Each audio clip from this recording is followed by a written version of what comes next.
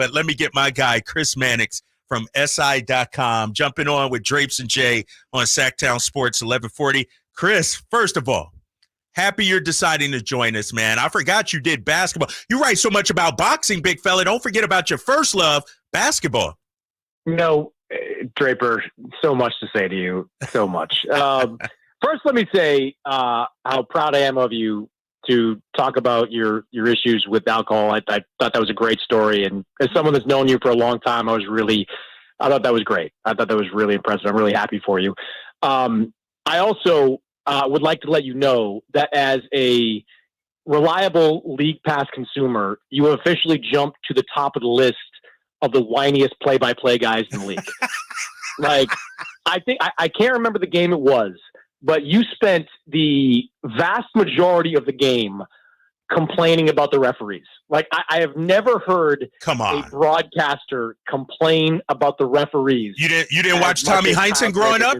You didn't watch Tommy Heinsohn growing up? No, Tommy is in a category unto himself. Okay. Tommy gets that. But current active broadcasters, you take the cake. And just one last thing, as someone that speaks fluent Draper, when he says, like, hit me up, you're on the links, that is code for, if you're a member of a nice golf club, invite me so I can play at that golf club. 100%.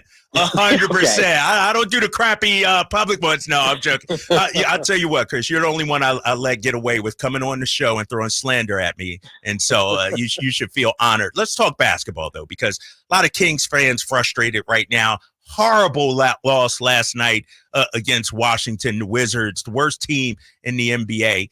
And I look at the jumble that the Kings find themselves in with the Phoenix Suns, the Dallas Mavericks, battling for that 6th seed, hopefully trying to catch the Pelicans at 5. Where do you see Sacramento in that mix and their chances of making the playoffs and staying away from the play-in? I mean, the Huerter injury is tough, right? Like, that's a hard one to get past. I've been enthused generally about how Sacramento's defense has played, since the All-Star break. I think they're 11th in efficiency since the break, but, losing a guy like Huerter with that kind of injury, I just don't know how in a competitive conference like the Kings are in, how you get past that, or how you can succeed in spite of that, because the margins are so thin here in the conference, where one injury, even if it's not to one of your top 2 or 3 guys, can tip the balance significantly. And in the case of Sacramento, be the difference between a spot in the playoffs or a spot in the play-in. So when I saw that news of the extent of that injury, that just made me a lot more pessimistic about the Kings' chances to stay in that playoff mix and ultimately succeed when they get there. Chris Mannix joining us, SI.com. You're on with Drapes and Jay here, Sactown Sports 1140. I hear you, Chris, with that. And, I'm 100% with you, because I think what Kevin Huerter brings, first of all, he's 6'7". People forget that. Yeah. He's 6'7". And just even the threat of him as an offensive player, a shooter, means so much. And so when you lose a guy like that, no offense to Keon Ellis, no offense to Chris Duarte and Davion, teams don't have to pay as much attention. They don't have to hug up on those guys as much. And so I think, to your point, the Kevin Huerter injury is a lot more significant than people think.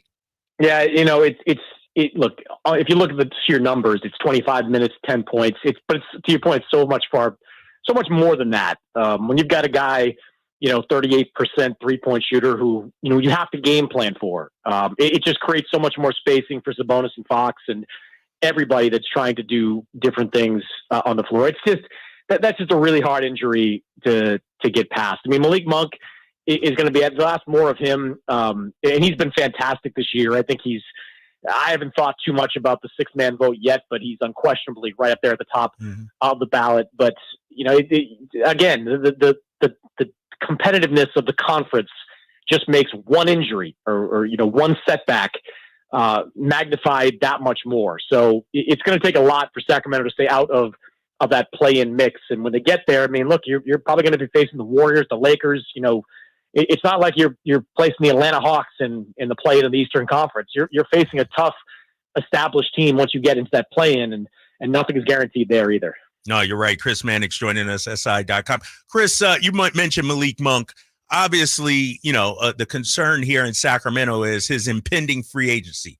He can walk after this year. There's only so much the Kings can offer him. When you look at what he does for Sacramento, how important is he going forward? And what do you think the market is going to be like for him this offseason?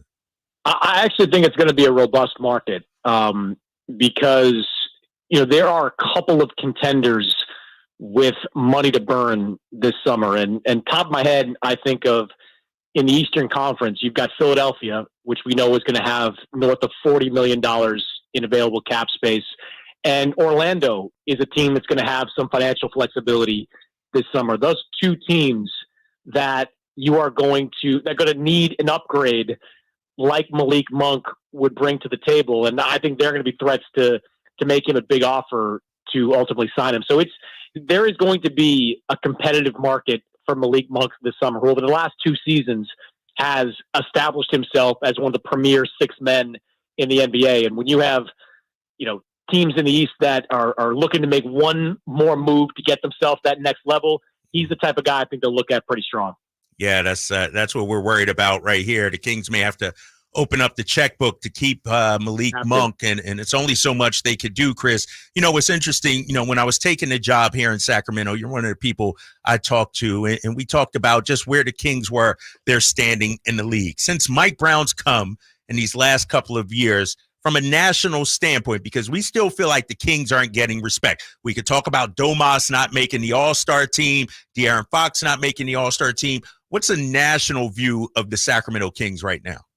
I think they got their respect last season, and they've had a comparable year. Like, they're not sitting in that 2-3 range like they were last year, but that's a reflection more of where the conference is than where anything Sacramento has done wrong this year. So I think they're respected as a contender. People looked at this team and said, are they going to improve that defense year after year? And look, they are a top half or right around the middle of the pack defensive team this year that made strides there. As I mentioned, 11th in the NBA in efficiency since the All-Star break. So I think they get general respect. I think if they were at full strength, they'd be a team that, I don't know if you'd pick them to win depending on the matchup, but they would be right there as a threat to win at least a first round series. So I think they get a measure of respect that they haven't had in years past based on last season. It's just, are you going to pick them to beat Denver in the first round? Probably not. Are you going to pick them to beat Oklahoma City? Probably not. There's just so many good teams in the Western Conference right now that it's just tough to match up. Joined by Chris Mannix of SI, and of course, the love of the sweet science. So, I have love for him. Chris, kind of piggybacking on that question that Drapes threw at you, I think one of the conundrums that people here in Sacramento have is we don't see national guys like yourself enough. They come out to LA. Of course, we see them down the road, down, I-80 and checking out the Warriors. Can you speak to that? And I know, listen, you cover boxing, you cover basketball, you do it all. Sometimes we see you doing other things too. You getting that check. Congratulations. But with that being said, speak to sometimes as a national reporter not being able to come to Sacramento, because I think a lot of people have problems with that.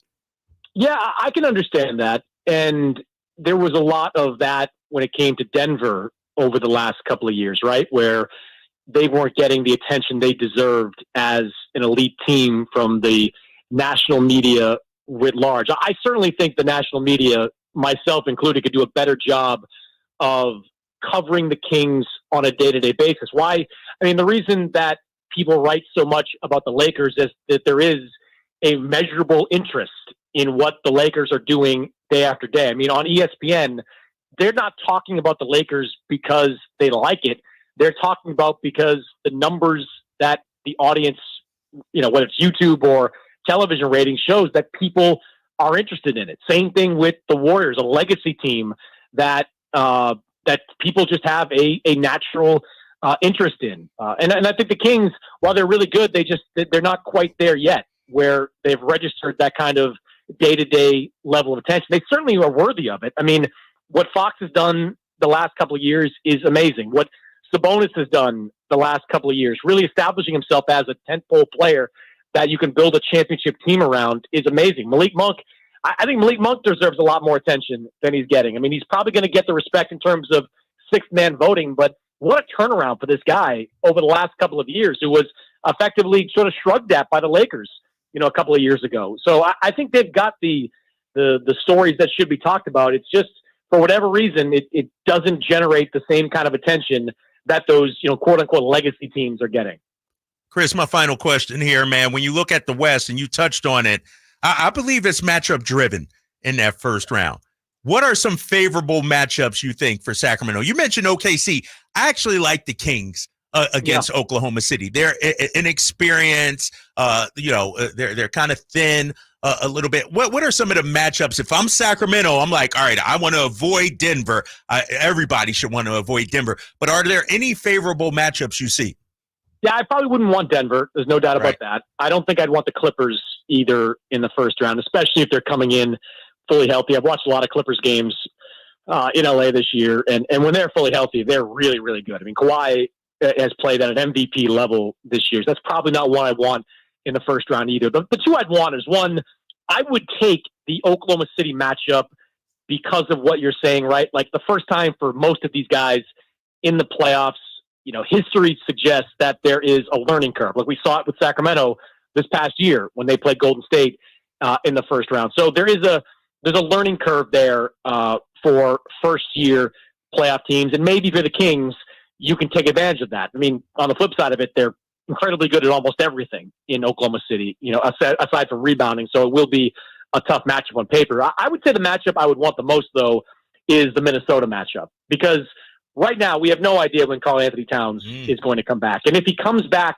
in time for the postseason, I'm skeptical he's going to be the guy he was before he went out. I think there's going to be a ramp-up process for him to getting back to where he once was, to getting reintegrated with that team, and that could be something Sacramento in the first round could take advantage of. So there are some winnable matchups there. That's what, like I was saying, I don't think it's like you look at them in the first round and say they're going to get beat no matter what. But if you can avoid Denver, if you can avoid the Clippers, great. If you get Minnesota, I think that's the best. In Oklahoma City, certainly there's a reason to be optimistic you can win a series like that. Chris Mannix, SI.com. Thank you so much for your kind words to start this segment as well. 7 years strong. Your boy is in, continuing to fight. Appreciate you, Chris. Let me know if anybody lets you on the golf course, because that was as shameless a show as I've heard today. I've already had 3 or 4 texters and people on the YouTube say, Drapes, let's get it done. So, dude, I'm a man of the people here in Sacramento.